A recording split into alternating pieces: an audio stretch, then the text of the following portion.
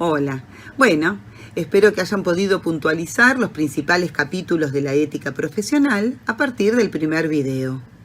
En esta segunda parte nos vamos a detener en el campo normativo de la ética profesional, es decir, en el campo deontológico jurídico que pauta el ejercicio de la profesión. Me apuro a decir, y también lo van a ver en la bibliografía, que este campo normativo no reviste por completo los temas de la ética profesional. Hay otra cuestión de importancia que tendremos que ver un poquito más adelante. En esta presentación nos vamos a detener en las particularidades del campo normativo, de los capítulos deontológicos, de estas cuestiones que establecen buena parte de la responsabilidad profesional. Bueno, comencemos entonces.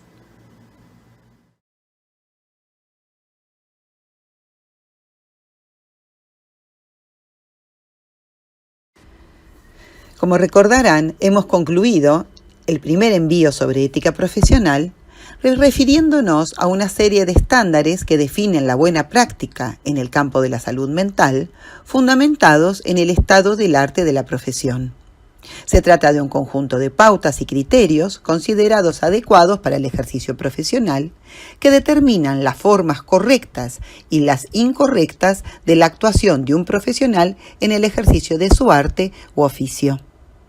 Su formalización constituye lo que se conoce como deontología.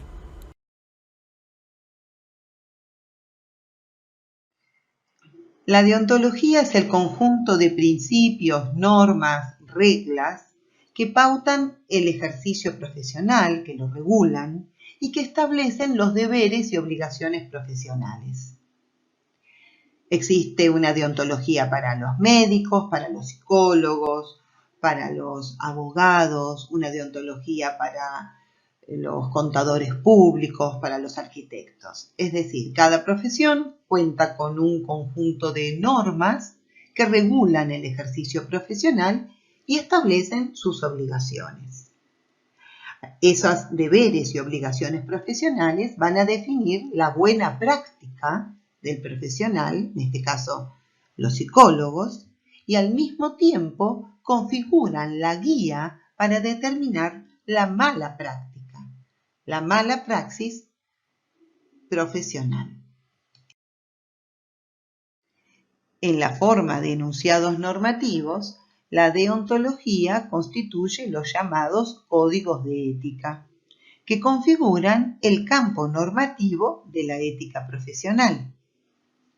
A su vez, este campo normativo, que es el campo deontológico, también se constituye a partir de normas jurídicas. Por eso lo vamos a llamar campo deontológico jurídico.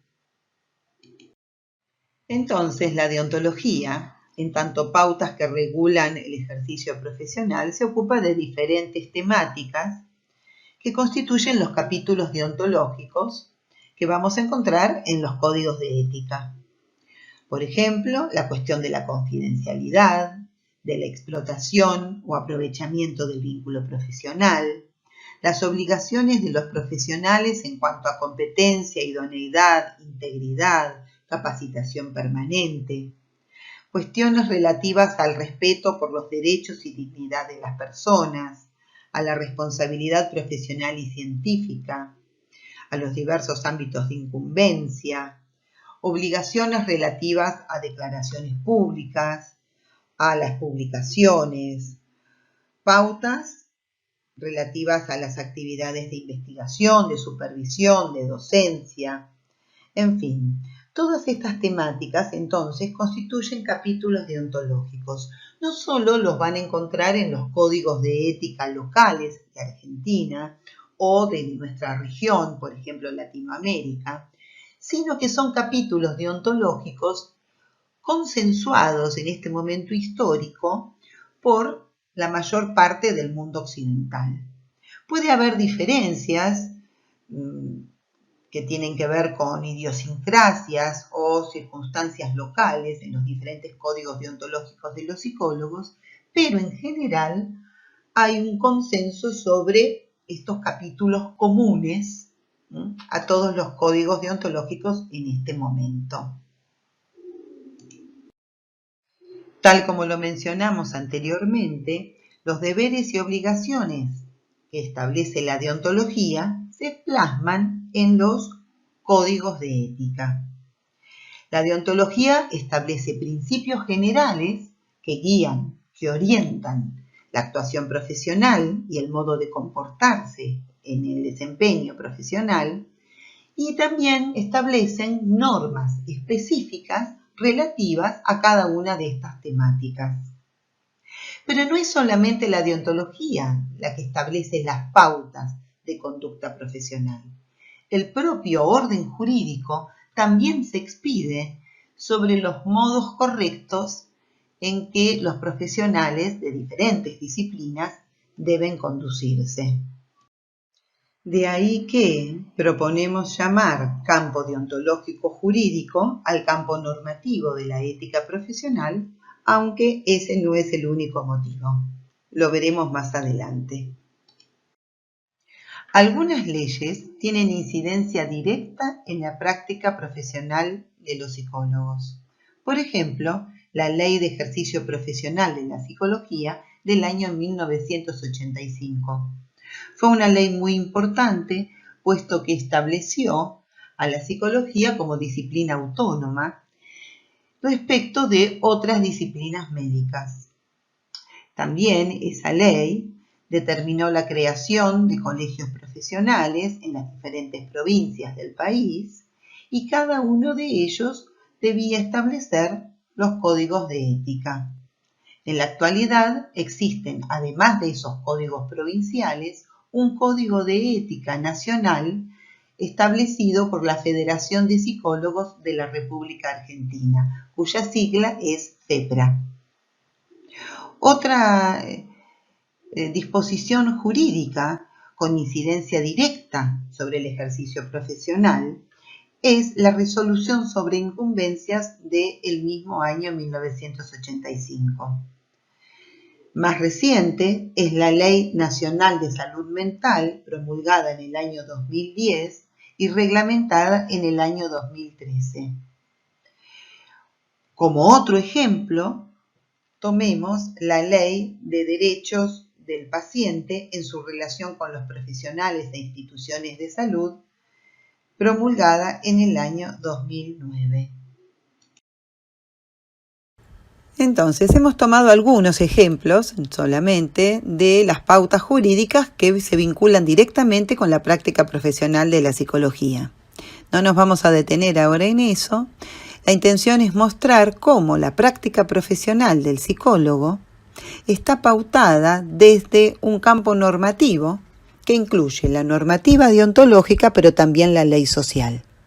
Y estas dos instancias, a su vez, encuentran una referencia en la Constitución Nacional, que al mismo tiempo se nutre de la normativa internacional, y que encuentran todas estas instancias normativas como inspiración última la Declaración Universal de los Derechos Humanos del año 1948.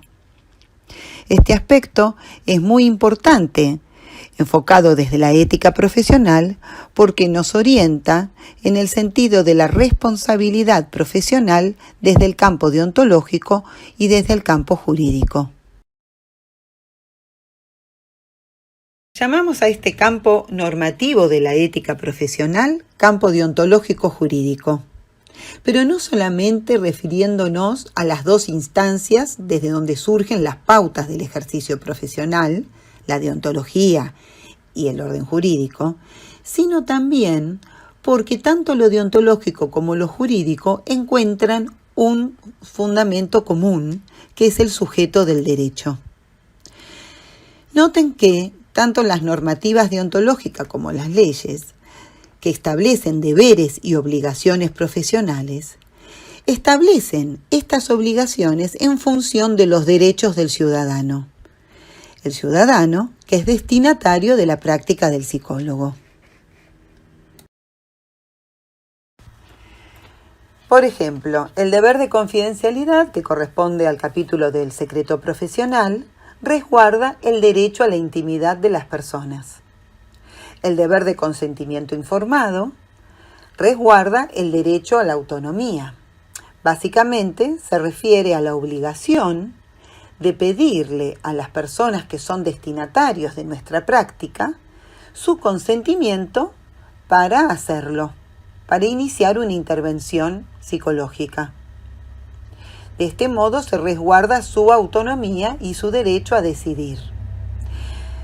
Otro ejemplo podría ser el deber de idoneidad y de capacitación permanente, que se corresponde al derecho al acceso a los mejores servicios de salud para cualquier ciudadano.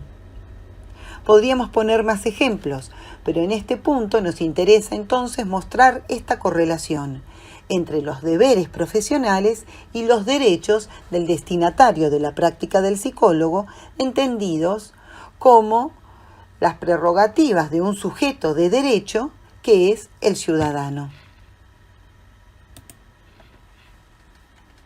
Los principios éticos, las normativas deontológicas, las regulaciones jurídicas son las referencias regulatorias de la práctica que establecen las obligaciones deontológico-jurídicas, es decir, los deberes profesionales.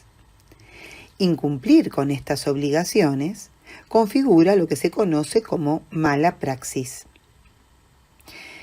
El concepto de mala praxis no corresponde a nuestra disciplina, sino que es una cuestión legal definida jurídicamente.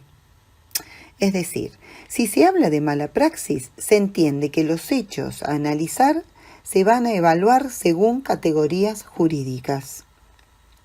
Entonces, ¿qué es una mala praxis?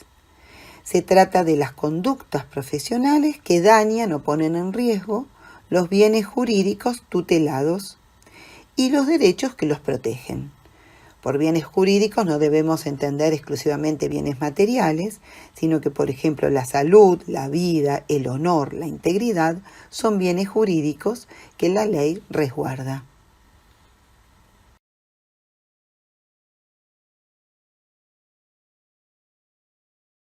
En este terreno, en el terreno deontológico jurídico, tanto el psicólogo como el destinatario de su práctica actúan en tanto sujeto del derecho. Quien demanda a un psicólogo frente a la justicia, por ejemplo, porque cree que hubo una mala praxis, acude al sistema judicial en tanto sujeto del derecho, y el profesional deberá responder desde su condición de sujeto de derecho también, por ejemplo, contratando un abogado para afrontar un juicio por mala praxis. Jurídicamente, la mala praxis se configura en relación con la noción de responsabilidad civil, que deriva de las obligaciones civiles y profesionales que surgen del contrato de prestación de servicios que se establece con el destinatario de nuestra práctica. Hablar de prestación de servicios parece muy ajeno a nuestro campo de trabajo, ¿verdad? Sin embargo, en términos jurídicos, de eso se trata la relación profesional, de un contrato de servicios profesionales del que surgen obligaciones. Queda claro que la responsabilidad ligada al ejercicio de la profesión no puede quedar exclusivamente reducida a este campo. Vamos adelantando una cuestión que analizaremos más adelante. Bueno, pero no nos apresuremos. Analicemos con un poquito más de detalle la responsabilidad en sentido deontológico y jurídico. Desde la perspectiva jurídica, la responsabilidad significa asumir las consecuencias de un daño que se ha causado. Puede ser al atropellar a alguien con el auto o al incumplir una obligación profesional. Hemos puesto algunos de estos ejemplos en el video número 1 de las clases de ética profesional. Este daño puede ser causado por acción u omisión, es decir, por realizar una acción que lleve al daño o por la omisión de la acción necesaria para evitar un daño. La responsabilidad jurídica, entonces, que es la responsabilidad civil, consiste en la obligación de reparar ese daño que se le ha causado a otro, muchas veces a través del pago de una indemnización. En este sentido, la mala praxis no es exclusiva de la práctica psicológica, sino que podría imputarse a cualquier profesional, sobre el que recaería también la obligación en términos de responsabilidad civil: un arquitecto, un ingeniero, un abogado, un médico.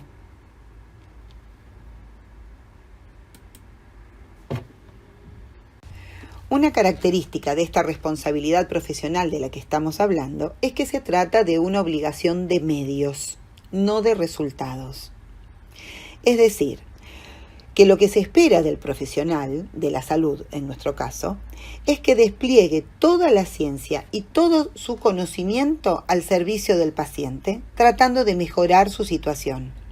Es decir, que haga lo mejor posible de acuerdo a los parámetros ya establecidos para su accionar. Hemos comentado la noción del ex artis en la clase anterior, en la primera clase sobre ética profesional. Es decir, entonces, esta obligación de medios supone comprometerse en un accionar diligente según lo esperado para la profesión.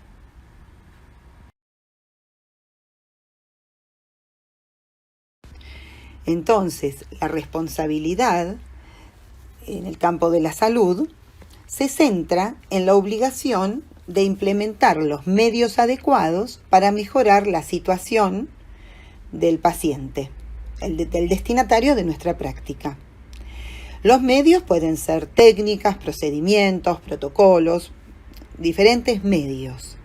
La obligación no se refiere a los resultados. Esto, por ejemplo, en el ámbito médico, un paciente puede fallecer aun que se hayan implementado todos los medios adecuados. En ese caso, el profesional médico no va a ser culpado del fallecimiento. Podría ser culpado de que no se hayan realizado todas las acciones convenientes para la situación. Lo mismo sucede para el caso de los profesionales de la salud mental. La obligación es de medios, no de resultados.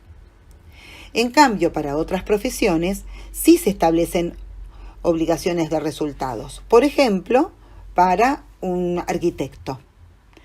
Se compromete a realizar un edificio. Ese es el resultado al que debe llegar. No alcanzaría solamente con que se haya esmerado en los medios. Dentro del campo de la salud, la excepción a la obligación de medios es para los cirujanos plásticos. Se supone que un cirujano plástico debe poder comprometer su práctica en la adquisición de cierto resultado. Bueno, sabemos que no siempre esto se logra. Bien, entonces, nos tenemos que preguntar cuáles son los motivos que desvían de esta obligación. Es decir, cómo se pueden clasificar los motivos por los que algún profesional pueda no cumplir con esta obligación de medios.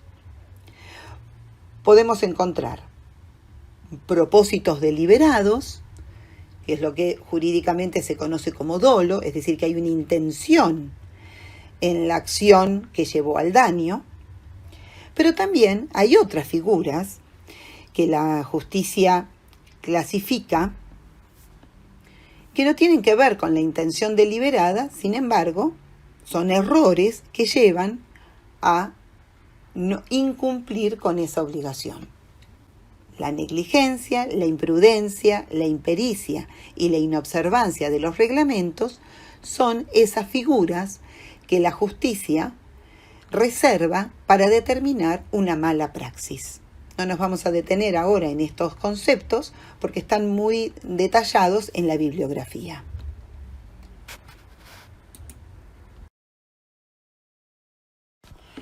Entonces, este campo normativo de la ética profesional, este campo deontológico jurídico, establece deberes profesionales en función de los derechos del destinatario de nuestra práctica y su referencia última son los derechos humanos. Esta perspectiva establece aspectos de la responsabilidad profesional que claramente no queremos soslayar. Tienen que ver con el resguardo del sujeto del derecho, el resguardo de los derechos del ciudadano, En definitiva, es el resguardo del orden subjetivo planteado en términos de derechos. Si bien, como es de evidencia, este es un aspecto importantísimo de la ética profesional, nos preguntamos dónde ubicamos en este esquema al sujeto del padecimiento psíquico, fundamento de nuestra praxis.